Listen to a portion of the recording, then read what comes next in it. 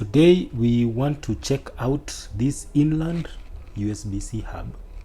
This is an aluminium USB-C hub with 5 ports.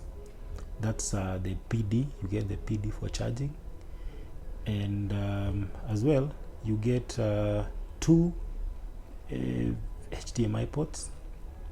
You can cast your screen using the 2 HDMI ports.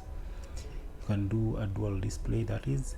You get a USB 3.0 high speed port and this VGA port for this one. For so many USB devices do not come with all these ports. That's why this one comes with the dual HDMI display and VGA at the same time.